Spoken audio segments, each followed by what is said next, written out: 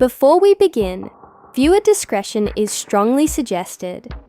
The following is for educational and amusement purposes. Only this is the verbatim federal courtroom testimony of the Sean Diddy Combs trial, as reported by Inner City. It began as a normal day in court.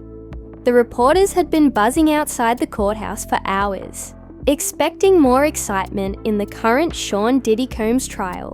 The gallery was crowded with confiscated phones and cameras.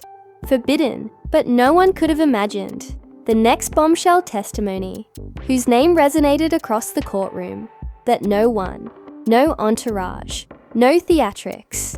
DaBaby walked directly to the witness stand in a black suited. When asked by prosecutors if he knew anything about in case he didn't respond with a simple yes, he said a name, Beyoncé. And just like that, the courtroom turned to ice. Phones were confiscated, cameras were prohibited, and the atmosphere in the courtroom was hostile. Seemed like it may shatter. Reporters sat gripping their notepads, muttering names of superstars they hoped would show up, but even they didn't see this coming.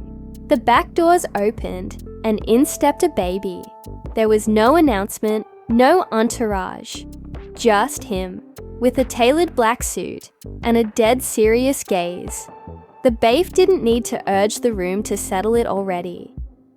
Everyone knew what they were seeing wasn't part of the script. Diddy didn't even turn till he heard the murmurs rippled through the gallery, and his head snapped around the smug confidence he'd worn previously. Morning cracked.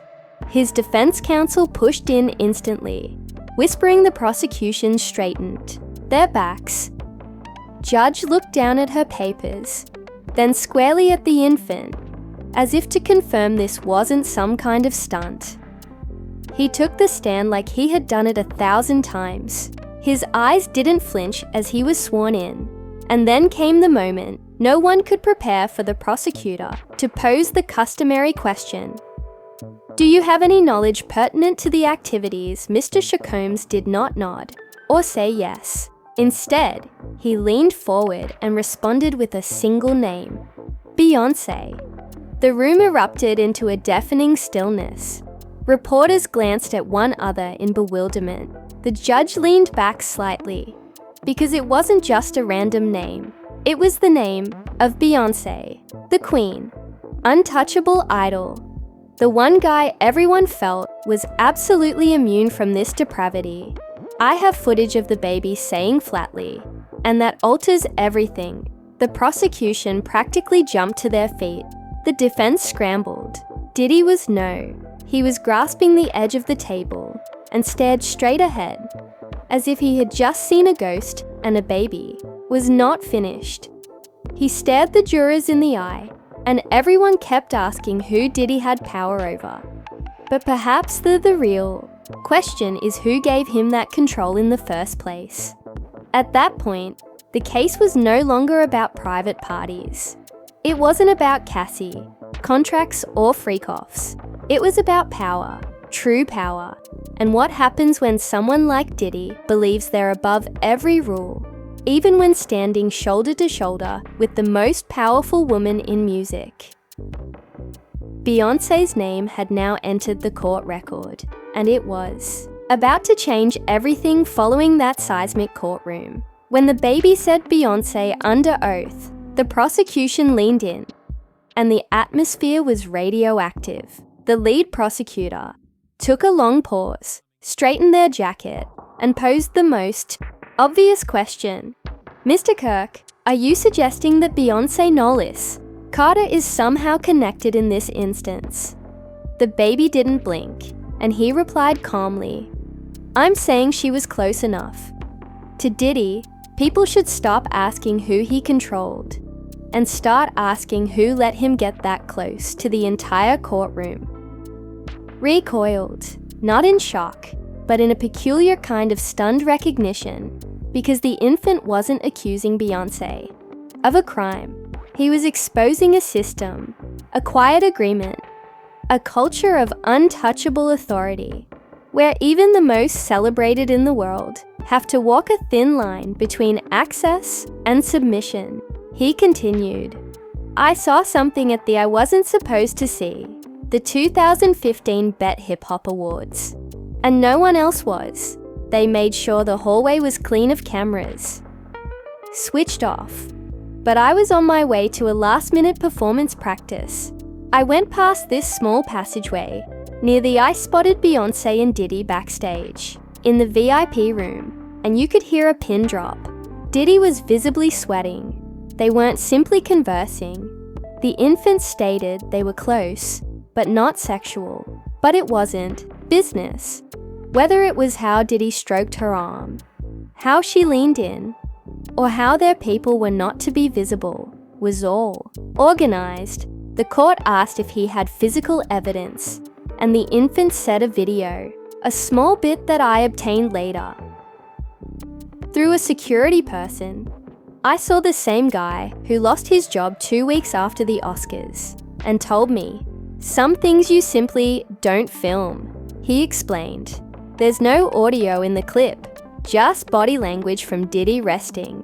His hand was on Beyoncé's lower back, murmuring something. She smiled, not her stage smile, but something more relaxed, more personal. As someone else rounded the corner, they stepped away from each other.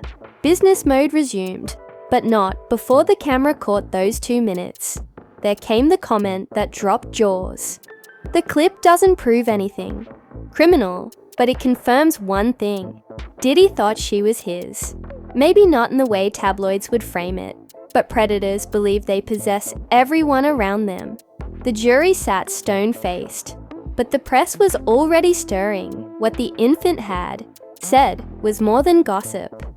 It wasn't about scandal, but about access, proximity, and how Diddy, for all his charm and champagne-fueled persona, had always used access as power, and DaBaby wasn't even close to being done. I knew that moment was important when he asked the court, because Jay-Z changed everything shortly after that awards event.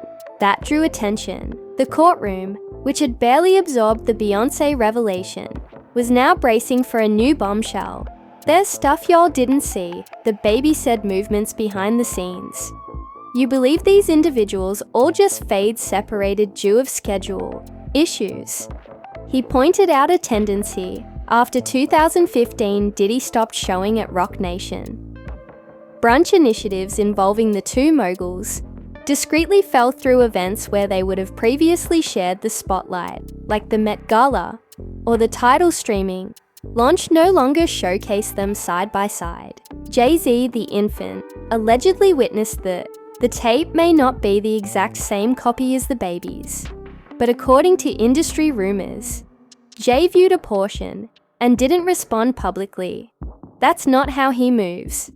But he started cutting Diddy off quietly and efficiently, and this is DaBaby argued was the genuine rot inside the business.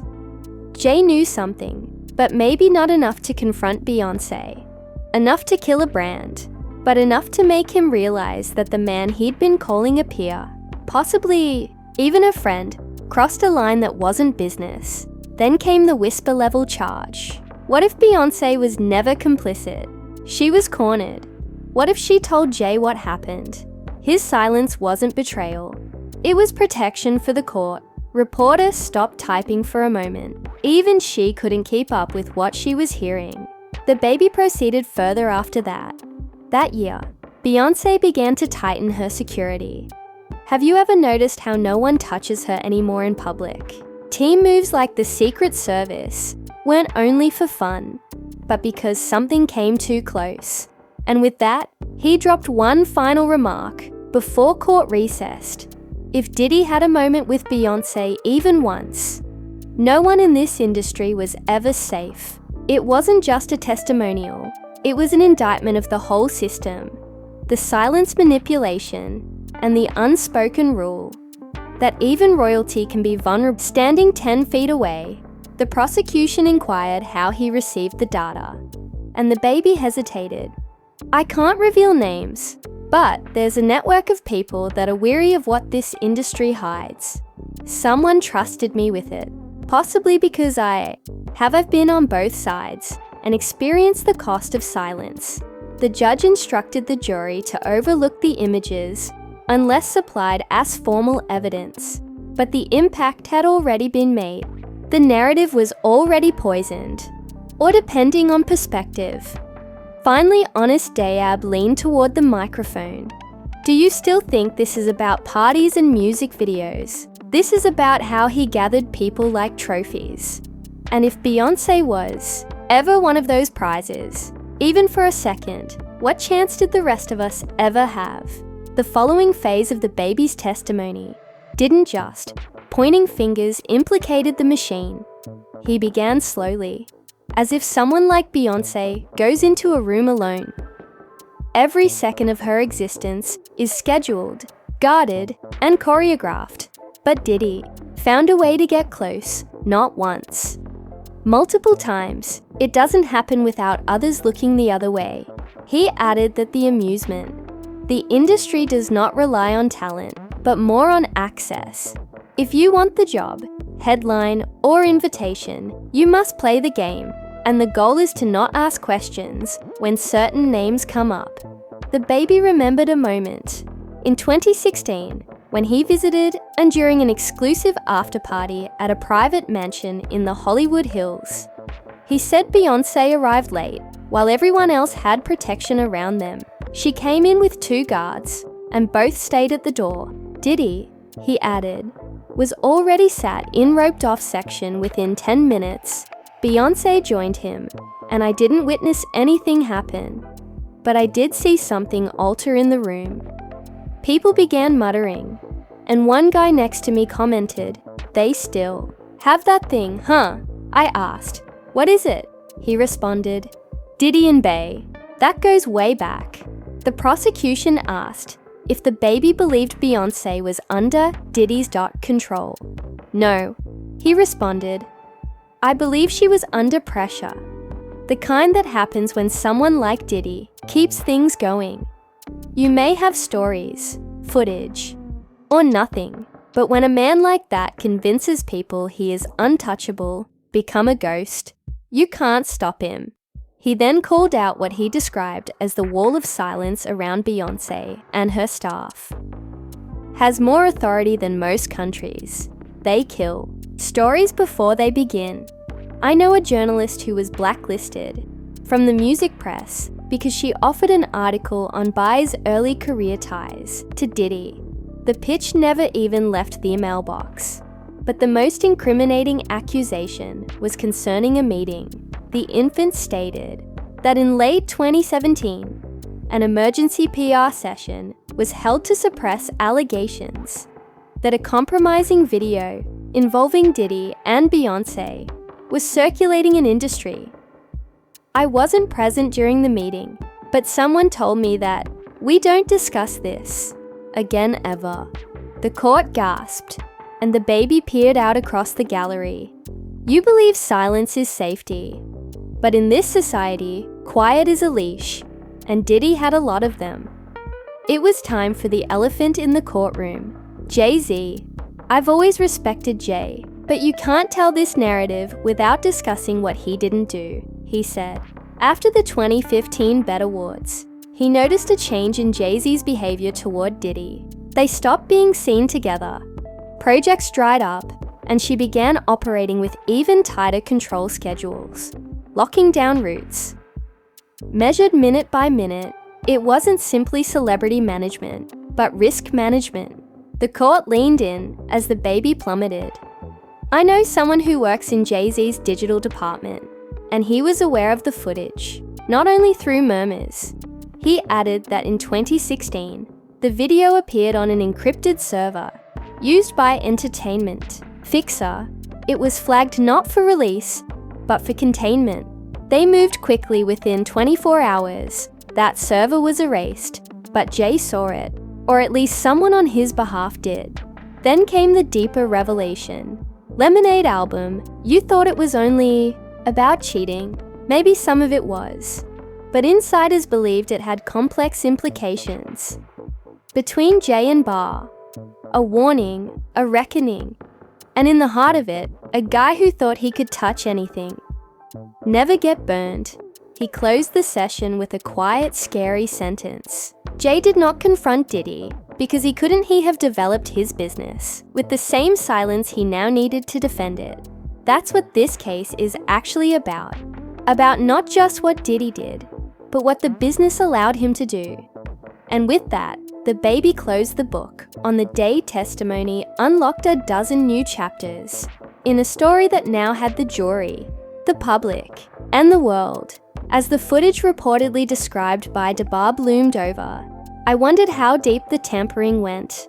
The courtroom ripples began to stretch far beyond the trial.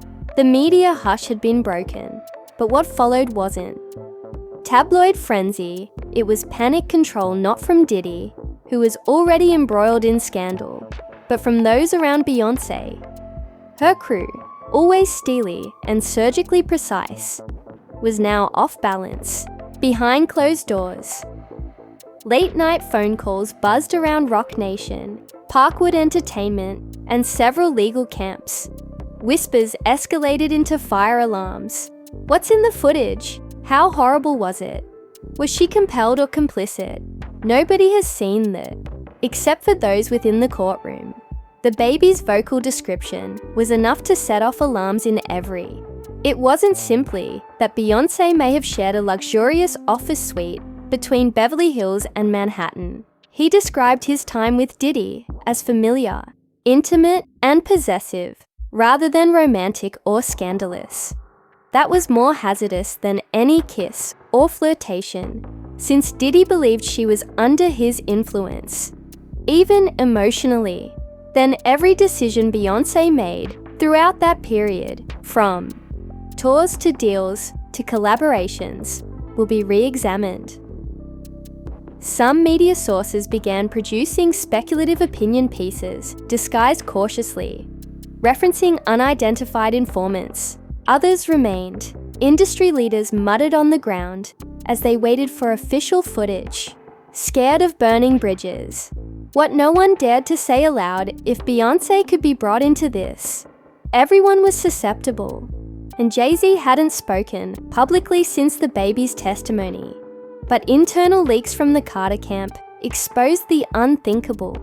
Known all along that for years, Jay had managed an unofficial ceasefire, not only with Diddy, but also with the truth to preserve his empire, to cover his wife, to keep the line. Suddenly that wall was cracking. What stunned the courtroom next wasn't just the content of the supposed footage. It was how DaBaby acquired it under cross-examination. He didn't flinch. I didn't steal it, he added. It was provided to me by someone inside, he claimed. Former high-ranking bad guy employee, now estranged from Diddy's group, sent him the files as insurance for a truth deposit. They dubbed it a little hard disk with no label, only timestamps from intimate moments captured by security cameras, backstage, recorders and party videographers, material that had never made it past the edit room. The infant did not divulge the name of the source, but claimed the person feared for their life, did not want to be silenced, and only wanted the world to know what they saw. And what they witnessed was a composite of tiny moments, Diddy brushing by, Beyoncé and a whisper in her ear at a boat event, a touch on the waist in a bet backstage passage, and an after-party that lasted too long. Not enough for headlines, but enough to construct a narrative and suggest something happened, something unscripted. Legal observers in the courtroom remarked that the defense team did not openly refute the film, instead attempting to fame the infant. He's a rapper, one lawyer hissed. He's making this up for attention. But the damage has already been done. The jury had heard too much, and even without the footage being shown, the room felt its weight. Beyoncé's quiet got deafening. Diddy's lawyer refused to answer press questions about Jay-Z's social media. Accounts went dark. It wasn't just about what was caught on tape, but also about the system. designed to ensure it was never seen at the end of the week. The media could no longer ignore the tale. Day infant names, Beyoncé and Diddy controversy, trended global news anchors, stumbled over disclaimers, Twitter took fire.